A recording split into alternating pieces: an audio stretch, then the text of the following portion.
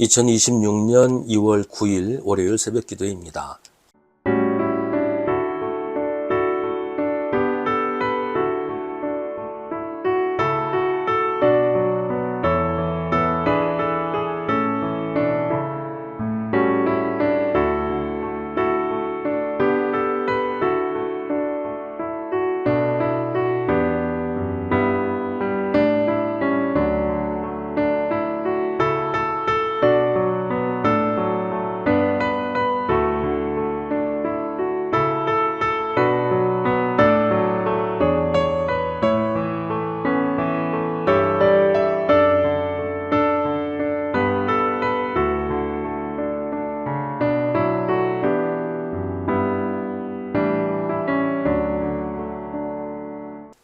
고린도후서 3장 7절부터 18절입니다.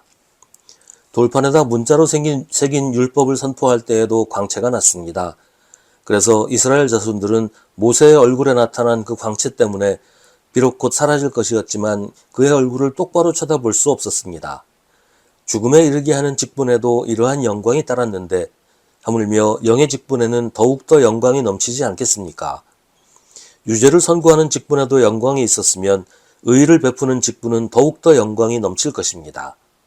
참으로 이런 점에서 지금까지 영광으로 빛났던 것이 이제 훨씬 더 빛나는 영광이 나타났기 때문에 그 빛을 잃게 되었다고 하겠습니다.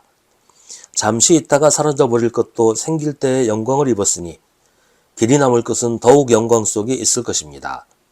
우리는 이런 소망을 가지고 있으므로 아주 대담하게 처신합니다. 모세는 이스라엘 자손이 자기 얼굴의 광채가 사라져가는 것을 보지 못하게 하려고 그 얼굴에 너울을 썼지만 그와 같은 일은 우리는 하지 않습니다. 그런데 이스라엘 백성의 생각은 완고해졌습니다. 그리하여 오늘날에 이르기까지도 그들은 옛 언약의 책을 읽을 때 바로 그 너울을 벗지 못하고 있습니다. 그 너울은 그리스도 안에서 제거되기 때문입니다. 오늘날까지도 그들은 모세의 글을 읽을 때 그 마음에 너울이 덮여 있습니다. 그러나 사람이 주님께로 돌아서면 그 너울은 벗겨집니다. 주님은 영이십니다. 주님의 영이 계신 곳에는 자유가 있습니다. 우리는 모두 너울을 벗어버리고 주님의 영광을 바라봅니다. 이렇게 해서 우리는 주님과 같은 모습으로 변화하여 점점 더 큰 영광에 이르게 됩니다. 이것은 영이신 주님께서 하시는 일입니다. 아멘. 바울은 모세가 한 일을 죽음에 이르게 하는 직분이라고 말합니다. 이건 율법을 지나치게 나쁘게 말하는 것처럼 보이기도 하는데요. 바울이 말하려는 것은 이런 겁니다. 율법이 악한 것은 아니지요.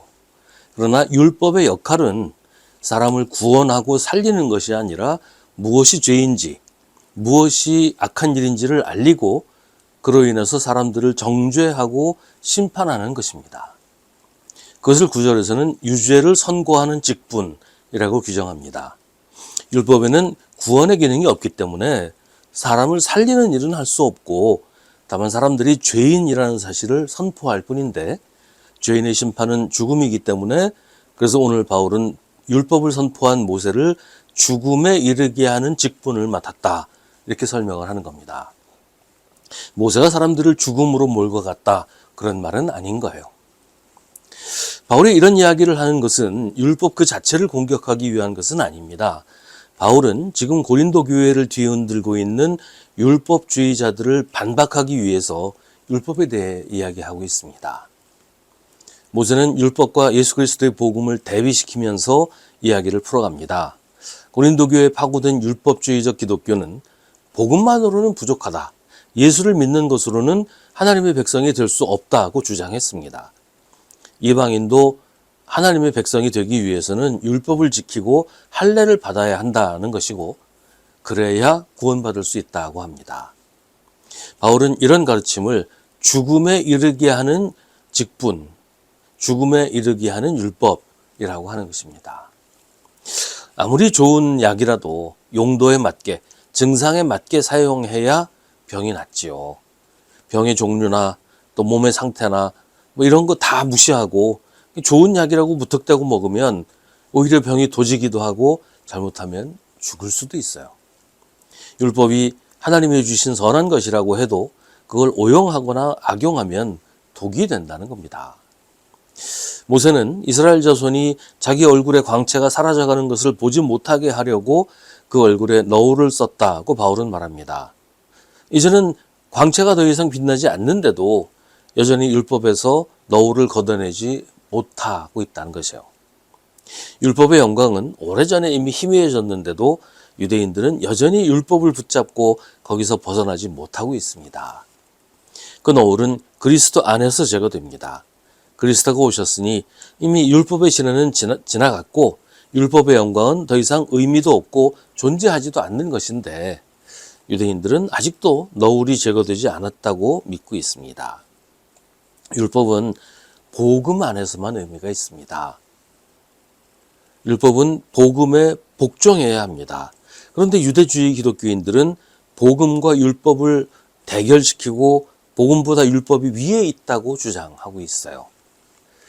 우리의 구원에 아무런 힘도 없는 율법이 우리를 구원한다고 우기는 거예요. 바울은 고린도 교회의 율법주의자들과 율법주의자들에게 미혹된 고린도 교회 교인들에게 말합니다. 사람이 주님께로 돌아서면 그 너울은 벗겨집니다. 그러니까 아직도 율법을 붙잡고 율법이 자기들을 구원할 거라고 믿는 사람들은 예수를 믿고 있지 않는 것이라는 말이에요.